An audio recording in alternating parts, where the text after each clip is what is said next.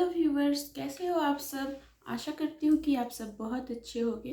Friends, हमारे समाज में आसपास आए दिन ऐसी घटनाएं घटती हो रहती है जिसमें मारपीट या फिर किसी को मारने के लिए धमकाना जिससे कि उसको घबराहट हो, या फिर कहीं भी जैसे घरों में भी वायलेंस होते हैं तो औरतों पे हाथ उठा दिया जाता है, या फिर औरतें भी कुछ ऐसी हैं जो अपने पतियों पे हाथ उठाती हैं, या फिर स्कूल के बच्चों में मारपीट होता है। तो बहुत बार जो है हमें सही कानून के दायरे नहीं पता होते हैं कि किस सेक्शन में कौन से मारपीट और कौन से हिंसा को डील किया जाता है। तो फ्रेंड्स, पब्लिकली तो धारा 323, 324 और अन्य धाराएं हैं जो कि मारपीट के लिए लागू होती हैं, लेकिन अगर घर में किसी गृहिणी के साथ हिंसा होती है, मारपीट होती है, तो वह सीधे 498A डोमेस्टिक वायलेंस में मामला चला जाता है। और अगर बच्चों में होती है तो बच्चों में बहुत मुश्किल होता है किसी भी केस की सुनवाई करना, क्योंकि बच्चे जो है वह अपराध की गंभीरता को नहीं समझते। सपोज क्लास 2 या 3 के बच्चों में अगर मारपीट हो रही है तो कभी कभी गंभीरता इतनी बढ़ जाती है सिचुएशन की कि किसी बच्चे की जान भी जा सकती है। तो उसमें तो प्रावधान अलग होते हैं, लेकिन एक क्रिमिनल इंस्टिंक्ट इतना गंभीर होता है कि अगर अपराधी को आप सजा नहीं देते या उसका रोकथाम नहीं किया जाता, प्रॉपर काउंसलिंग अगर उसकी नहीं होती है, तो अपराधी की ऐसी इंस्टिंक्ट होती है कि वो बार बार उस अपराध को दोहराता है, क्योंकि उसे उस अपराध की गंभीरता का अंदाजा ही नहीं है। वो उसको लगता है कि वह जो कुछ भी कर रहा है सही कर रहा है। तो फ्रेंड्स, ऐसे हालात में अपराध जहाँ पे पनपता है वहीं पे उसको रोक देना, टोक देना बहुत ज़्यादा जरूरी है। तो फ्रेंड्स, मारना तो दूर की बात है और सबूत पेश करना दूर की बात है, लेकिन अगर किसी ने आपको बोला भी कि अगर प्रतीकात्मक ऐसे थप्पड़ भी दिखाता है कोई, और जिससे कि किसी को घबराहट महसूस होती है, वह डर जाता है, डर के वह कोई ऐसा डिसीजन लेने पे मजबूर हो जाता है, तो यह भी अपराध होता है धारा 358 के तहत। प्रतीकात्मक हमले भी अपराध के संज्ञा में आते हैं। तो फ्रेंड्स, आज तो मैंने बहुत कुछ बताया, लेकिन क्या होता है कि बच्चों में जैसे जुवेनाइल जस्टिस है या फिर पोस्को एक्ट्स है, तो बहुत सारे ये प्रावधान है जहाँ पे बच्चों की प्रोटेक्शन होती है, लेकिन जो मारपीट किया जाता है उसके लिए अलग से प्रावधान नहीं है। तो इसमें क्या होता है कि बच्चों के गार्जियन, स्कूल के हेड मास्टर्स, टीचर्स, उनकी ड्यूटी बनती है कि बच्चों को प्रॉपर गाइडेंस दे वो। तो मेरे नॉलेज में एक केस आया था जहाँ पे कि एक बच्चे ने दूसरे बच्चे को गंभीर रूप से पीट दिया, जिससे कि वह बच्चा 2 महीने तक बहुत ज़्यादा सफ़र किया। रात को 3-3 बजे तक उसको पेन होता था तो वो तड़प तड़प के रोता था। महीनों 2 महीनों वह उस पेन में रहा, क्योंकि उसके चेस्ट पे और पेट में बहुत गंभीर चोट आई थी। फिर उसके बाद उस बच्चा 7 साल का था, उसकी मानसिक स्थिति इतना उससे अफेक्टेड हुई कि वह दूसरे बच्चों से भी डरने लगा। इवन ना दोस्ती करता ना कुछ करता, वह बिल्कुल इनएक्टिव जैसा हो गया।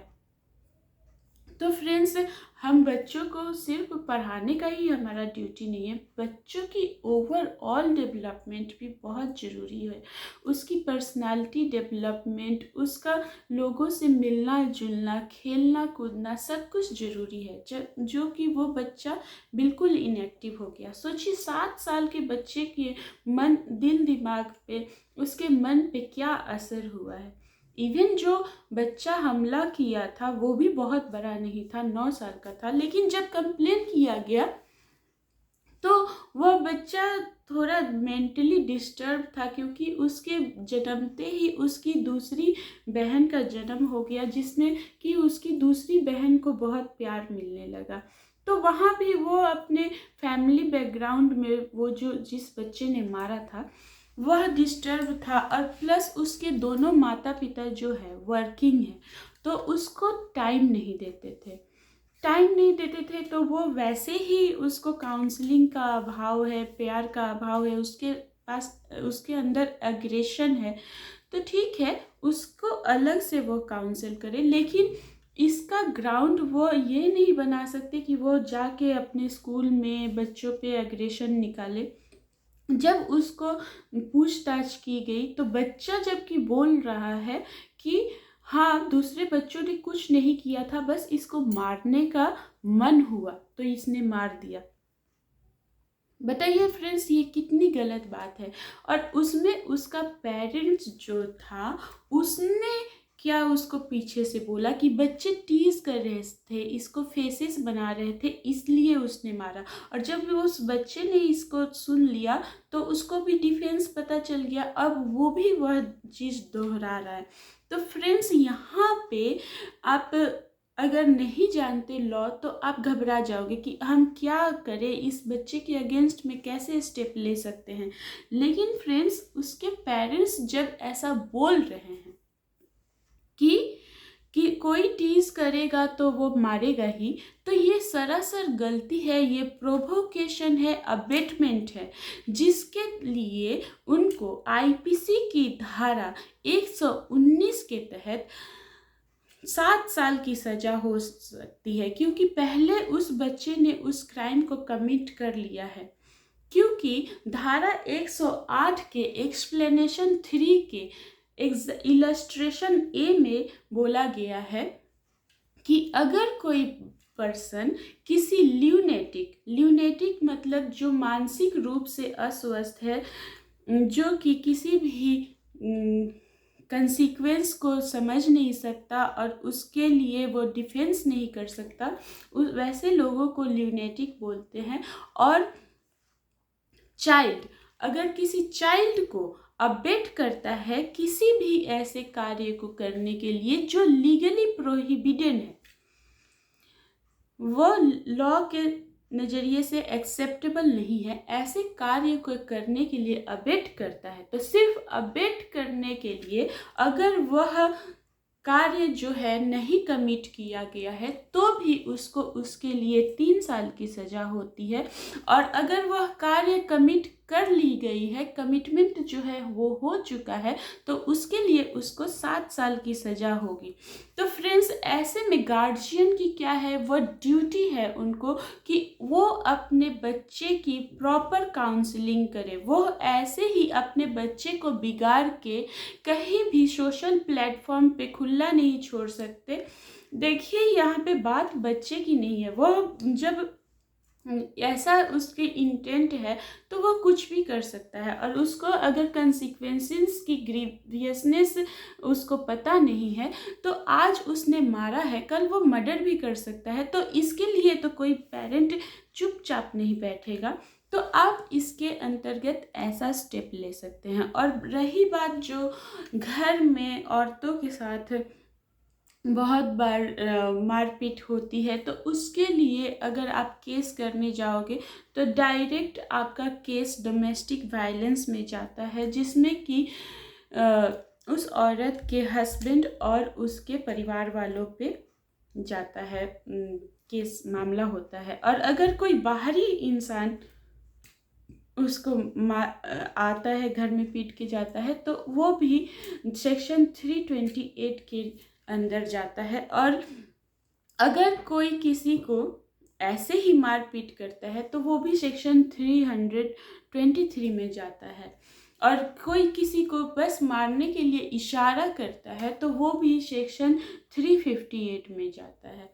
तो फ्रेंड्स ऐसे आप जो है ऐसे ऐसे क्रिमिनल्स को और ऐसे क्रिमिनल इंस्टिंक्ट को जहाँ वो पनपते हैं वहीं पे रोके, नहीं तो इन लोगों की इंस्टिंक्ट जो है वो मजबूत होती जाती है और ये क्राइम करेंगे, दोबारा करेंगे, तिबारा करेंगे, और हो सकता है अभी बस वो मारपीट कर रहे हैं, बाद में जाके वो मर्डर भी अटेम्प्ट कर सकते हैं। अगर क्रिमिनल्स को उनकी जो एक्ट है उसकी गंभीरता पता होती तो वो क्राइम अटेम्प्ट ही नहीं करते। ऐसे लोग जो है वह पत्थर और पाषाण की भांति होते हैं, उनका ब्रेन जो है प्रॉपर वर्क नहीं कर रहा है, उनको पनिशमेंट की बहुत ज़रूरत होती है और उनको पनिश करना आपकी लाइबिलिटी होती है। वरना ये सब जो क्राइम होती है वह बस इंडिविजुअल के ऊपर नहीं होती है, ये सब क्राइम होते हैं समाज के ऊपर क्राइम होते हैं। और उस बच्चे का रिकॉर्ड ऐसा है कि उसने बस एक बच्चे को नहीं, उसने हर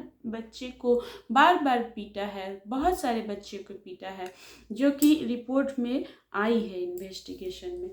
तो फ्रेंड्स आज की जानकारी के लिए इतना ही, मिलते हैं आपसे नेक्स्ट वीडियो में, तब तक के लिए बाय बाय।